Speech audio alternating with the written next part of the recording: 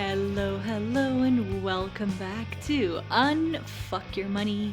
I'm your host, Nadz, somatic practitioner and financial empowerment coach. So, why do I do this? I do this because I don't want you to ever feel disempowered with money.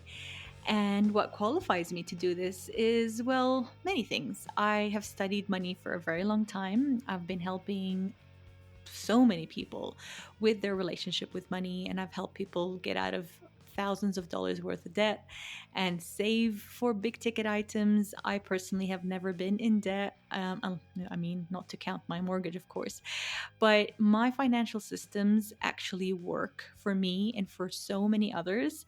And this is why I jump here behind the mic every week to kind of help you also become financially empowered, become more financially savvy, because it's not a numbers game, even though we think it is because money looks like numbers, but it's actually not.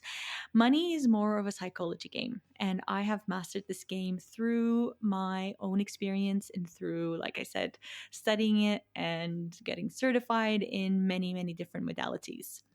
So, last week we talked about how you should burn your budget, and I still stand by that because a budget is just going to activate your nervous system, put you in scarcity mode, and that is just going to not have very good results, because so many of us just follow a budget for a couple of days, and then 2 or 3 days later we find ourselves back in our financial not financial, emotional spending patterns that we started off with. We don't want that. So, today I'm going to talk to you about the 5 parts of you that are actually in charge of any emotional spending patterns that you have. So, this is really, what's the word? Oh my goodness, my words are escaping me and I'm behind a mic. How awkward. This is inspired by internal family systems, IFS. So we are all made of different parts. There is a part of me that is a coach. There's also a part of me that is an absolute goofball. There's a part of me that loves to spend, and a part of me that really hates spending money. There's a part of me that is a good cook, and a part of me that is a good wife, and a part of me that is a good sister and a bad sister. We're all made of different parts. Okay. And that is also applicable to our financial lives. So we have 5 parts of us that jump in to that jump in and make us spend. Okay. And I'll tell you why this happens in a second. So the 5 parts are the punisher, the player, the painkiller, the prover, and the pleaser. Okay, and these parts jump online when our internal system or when our nervous system actually feels threatened.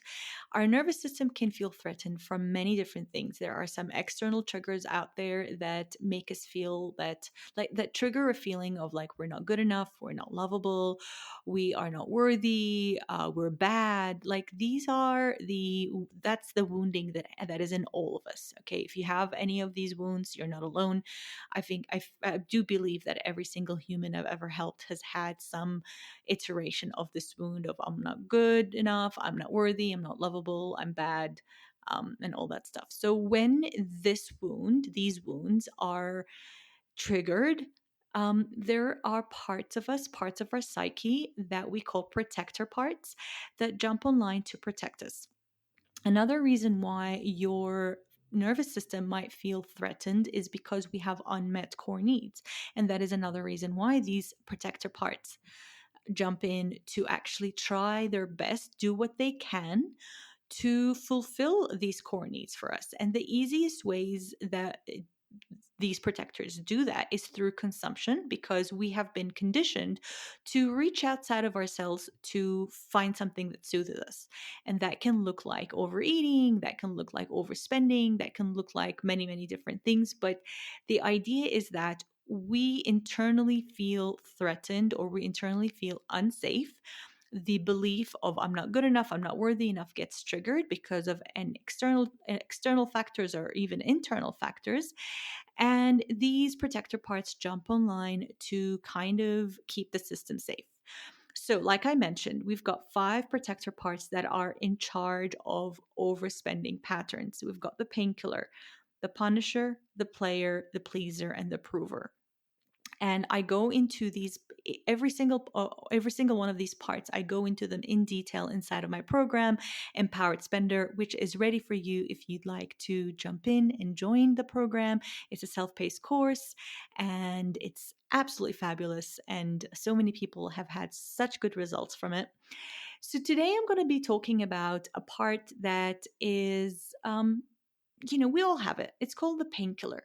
That part shows up as buying little things like little treats, food, clothes, or little gadgets, right? Like if you find yourself jumping online and buying things that are like $10, $15, $20, this book, this little gadget, this little accessory, this little top, tights, whatever, that is that part of you that's called the painkiller. It shows up to calm anxiety, loneliness, or a feeling of emptiness. It protects us from feeling helpless and a feeling of rejection and abandonment. And that part can also be triggered by a place of scarcity or a place of fear. So, what happens sometimes is that our old wounds get triggered.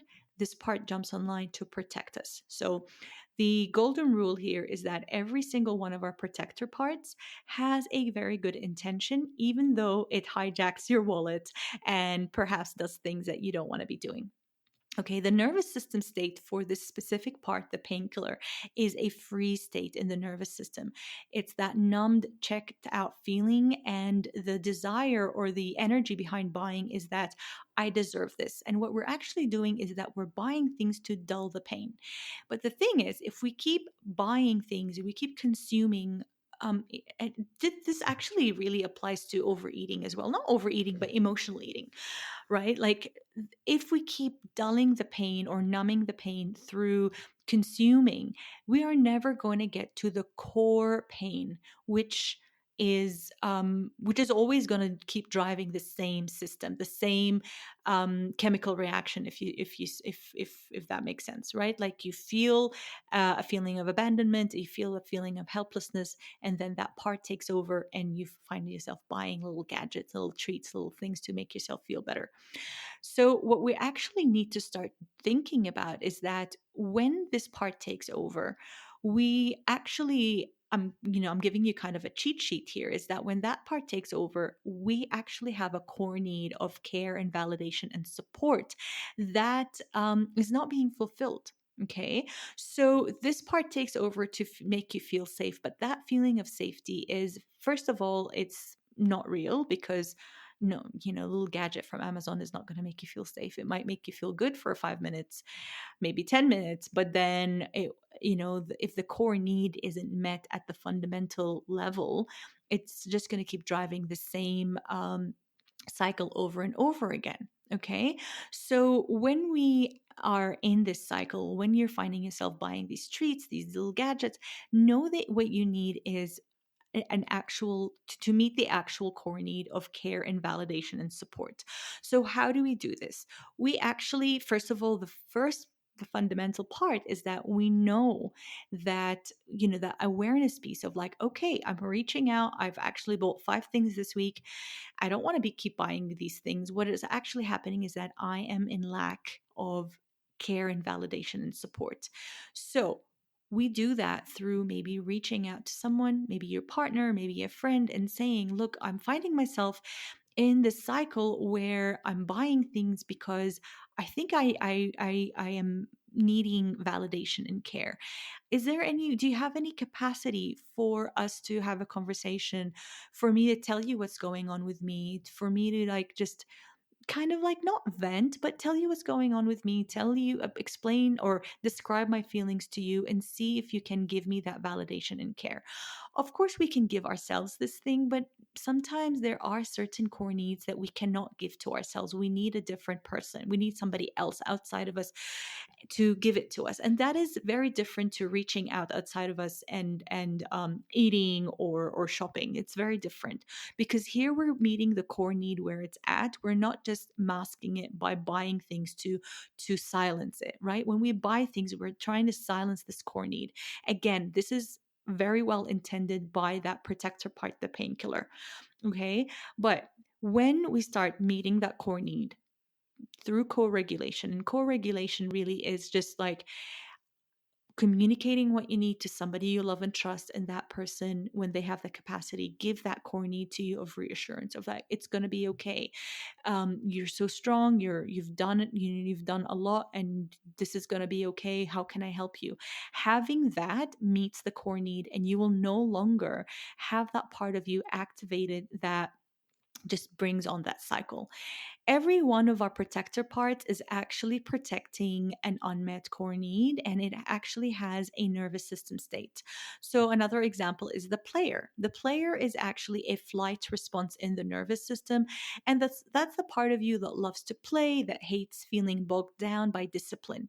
And that's the part of you that's like impulsive and says, YOLO, we'll figure it out later. And that part of you comes online when you are play deficient, when you have a lack of creativity or a lack of joy or novelty in your life. So that part comes online to protect you, to protect your system from the threat that happens from not having that core need being met or chronically being unmet. Okay, so the player comes online and you end up buying trips or experiences or eating out, just anything to add novelty to your life. Okay, so, this is how we start untangling emotional spending patterns without using a budget. Because, like I said in the previous episode, burn your budget. Because the thing is, when you have an unmet core need, you're already stressed out. Your nervous system is already on high alert.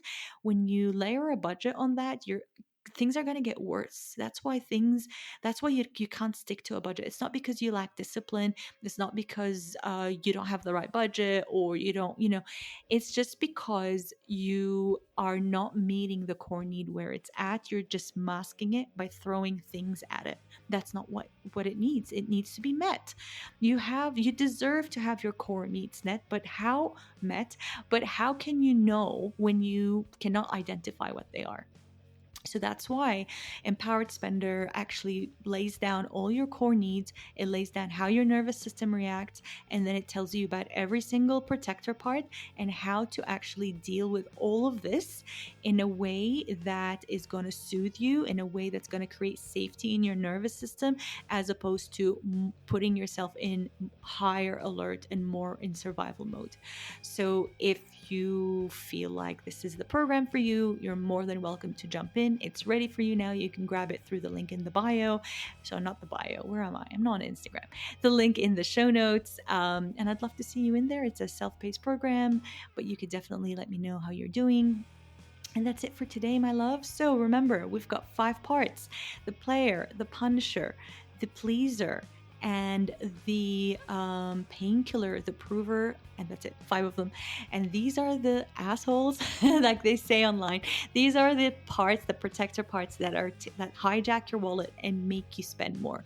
These parts are not going to respond favorably to a budget. So stop trying to budget your way out of emotional spending. Emotional spending, by definition, is emotional. So we need to meet that through doing the emotional work. Okay, so that's it for today. Empowered Spender is ready for you. I'd love to see you in there. I love you and leave you, and see you next time on Unfuck Your Money. Bye for now.